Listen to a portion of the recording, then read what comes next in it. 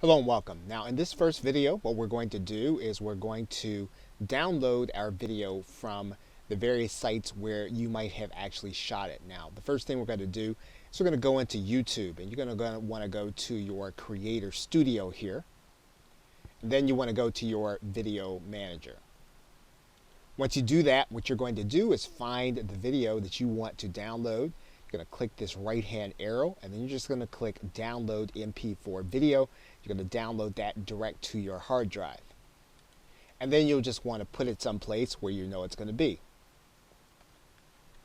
Now you may be doing your videos or your webinars on Facebook Live. So we want to be able to do it from there also. So let's now go to Facebook. You want to find a video that you have already shot and done a training or webinar on. And once you find the video where you've shot live, you want to click on the date. That's going to expand it out to a bigger size. You're then going to go to this space where you see those three dots. You're going to see a link there that says download video. Go ahead and click download video. And then you want to rename it for your hard drive.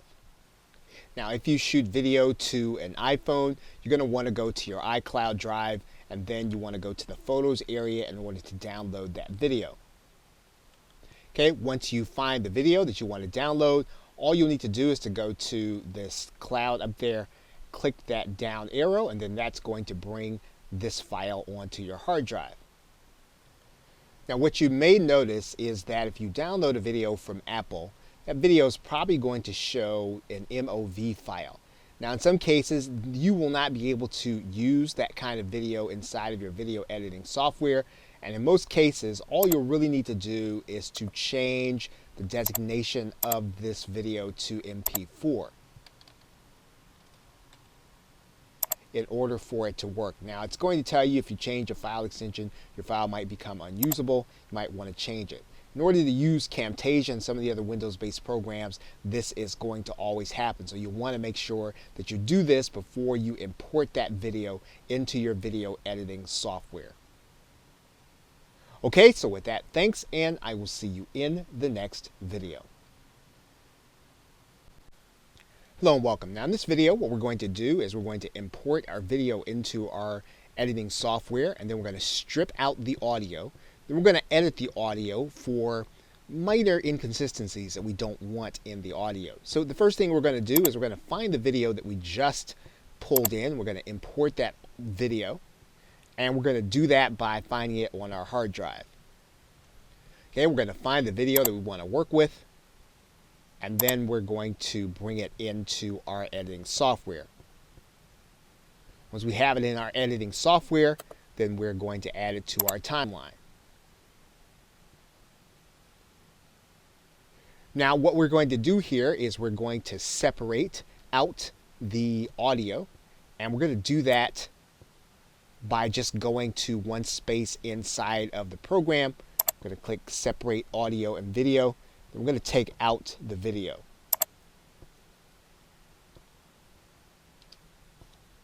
And then we're going to save.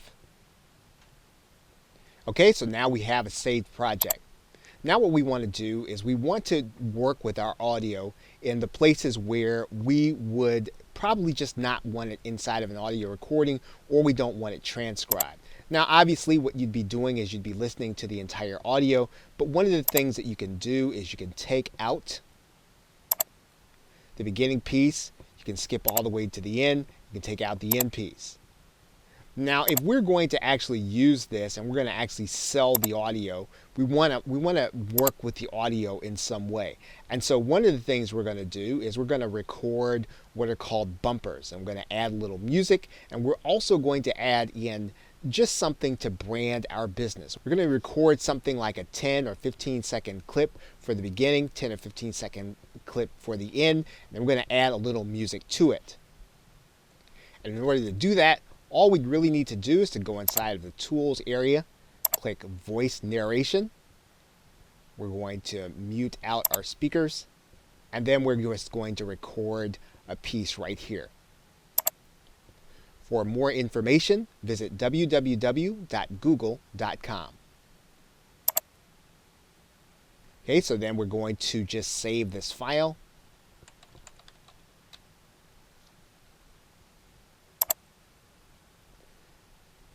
And when we do that, you'll notice that the clip is right there on our timeline. So we're going to move that timeline down a little bit. And we're going to skip all the way to the end. And we're going to do the same thing. We're going to record a little piece there. For more information, visit www.google.com.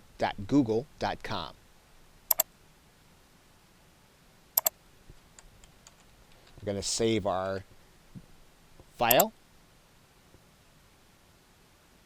And so we've got a clip there at the end. Now, if you have some royalty-free music, and you do want to make sure that you have royalty-free music, you don't want to use anyone's music that you don't have permission to use, you're going to actually pull that music into your editing software. So what we're going to do right now is we're going to pick a short clip that we have, and we're going to draw that in, one that we have royalty-free rights to use. Okay, so we found our royalty-free music. What we're going to do is we're going to add both of these to the timeline. So we're going to add this 10-second clip to the timeline. And you'll notice that it's a little longer than the clip that we have. So what we're going to do is we're going to just master this video a little bit. We're going to cut off that file. And then what we're going to do is we're actually going to lower the volume on the music. And then we're going to fade it out. Then we'll bring our timeline back. And we're going to do something similar at the end. And what we're going to do is we're going to add in our longer clip here.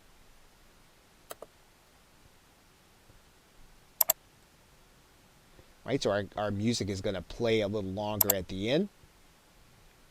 We're going to do a little audio. We're going to fade it in. We're going to fade it out. And we're going to lower the volume. And we're going to let it play near the end. And what you've done now is you have stripped the audio and you've added in some bumpers at the beginning and at the end. Of course, anything that you feel like you want to edit out, you can actually do. Now, when you're inside of a program like Camtasia or even Audacity, one of the things that you can do is you can actually take out some of the imperfections in the actual recording. And one of the ways that you do that is you can take some of the noise out. So you find a silent piece that you give the computer to read.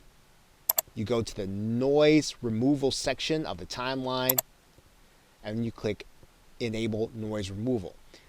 Nearly all of the recordings that you do, you could stand to do some noise removal. Now, there are some advanced features where you can remove clicks, and when you hear something that's kind of tapping, you hear a tapping noise, you can actually remove that from your audio, and you can do that by using these features. But now that our audio is basically mastered, we don't have to do a full-blown mastery, but all we've done is we've given it a little more of a professional feel. And now that we're going to actually use this audio in order to sell, we've given it something that'll brand us and give us a professional feeling. Okay, so with that, thanks, and I will see you in another video.